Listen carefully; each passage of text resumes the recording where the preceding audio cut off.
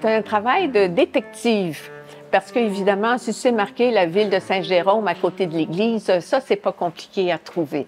Mais des fois, sur l'île d'Anticosti, alors que le nom de la rivière a peut-être changé, qu'il faut trouver les dunes, qu'il faut trouver la source, alors là, ça devient beaucoup plus compliqué. S'il faut trouver à côté de la tour, à côté du chalet, où est la tour, où est le chalet.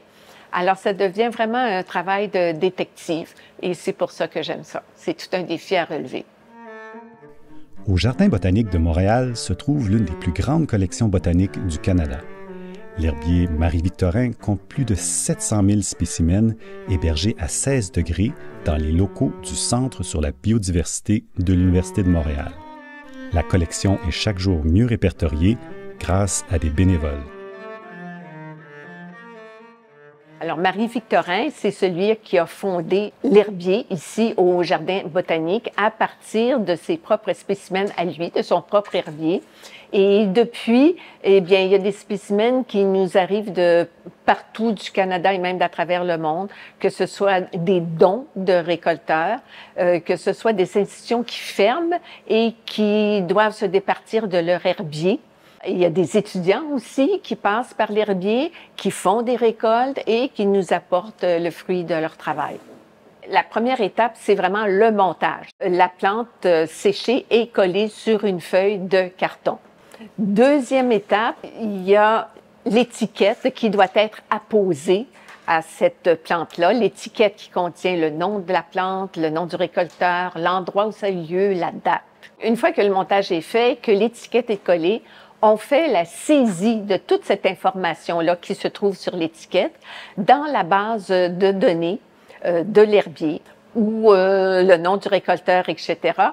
Tout ça apparaît et notamment le lieu de récolte. Et moi, c'est là que j'interviens où je dois faire le géoréférencement du lieu de récolte à partir de ce qui est décrit, que ce soit une rivière, un lac, une montagne, où exactement je dois trouver les coordonnées de latitude et longitude de l'endroit le plus exact possible où la plante a été récoltée.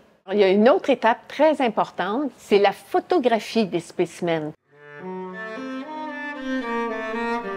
Jacqueline Lemenu est bénévole à l'herbier depuis 12 ans. À ce jour, elle a géoréférencé au-delà de 35 000 spécimens.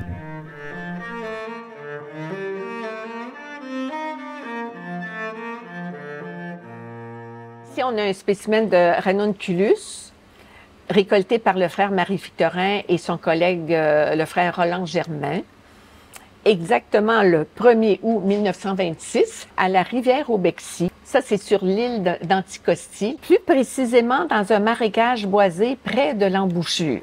On voit l'embouchure qui est ici. Des marécages boisés, ben alors, je suppose que ça pouvait être dans ce coin-ci. Maintenant, j'ai mis quand même un rayon d'incertitude de 200 mètres. Autour de tout ça, c'est possible que la récolte ait eu lieu. Les spécimens informatisés et géoréférencés de l'herbier Marie-Victorin sont consultés par des chercheurs et des étudiants, sur place et à travers le monde, grâce à la publication des données sur Canadensis, un portail donnant accès à tous à des données de biodiversité du Canada. Ça nous permet, en un clic, de trouver, par exemple, où se trouvent des carex au Canada.